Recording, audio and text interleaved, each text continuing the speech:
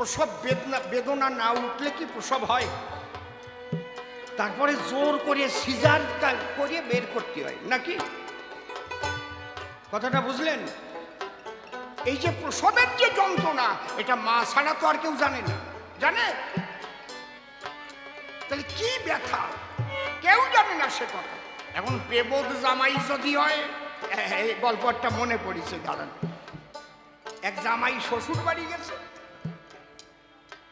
সবাই রে দেখতেছে, শ্বশুর মশাই রে প্রণাম করিছে, বড় শুভিন্দিরই প্রণাম দিছে, বড় শালীও আছে তারে প্রণাম দিছে, কিন্তু মা শাশুড়ি মারে আর খুঁজে পাচ্ছে না। এক শালী রে কয়, এই মা কোন জায়গায়? কয়, মার শরীরটা বেশি ভালো না। শরীর ভালো না তা কি হয়েছে? আমি প্রণামটা দিয়ে ডাক্তারের কাছে নিয়ে যাই। তুমি বুঝবা না।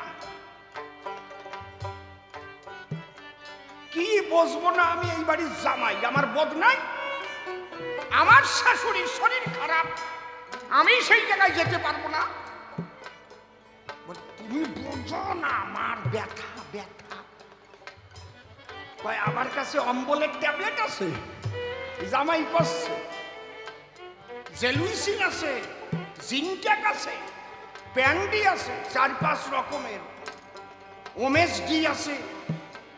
এ তো বাড়ি জ্বালায় পড়লাম। শালি কয়, সে ব্যথা না, তুমি বুঝবা না। আমি বুঝবো না? এই আমি এই বাড়ির জামাই, আমার পেট ব্যথার বোধ নাই। তুমি বুঝবা না, মার প্রসব বেদনা উঠেছে। কয়, আমারও 3 দিন উঠেছিল, আমি জানি।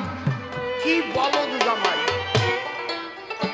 এইরকম বলদ জামাই যদি কেউ হয়, সে বলতে পারে যে আমি জানি। কি মা?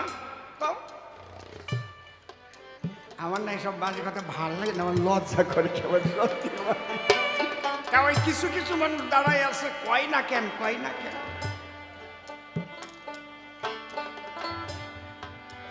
তাহলে মূল জিনিসটা কি হচ্ছে?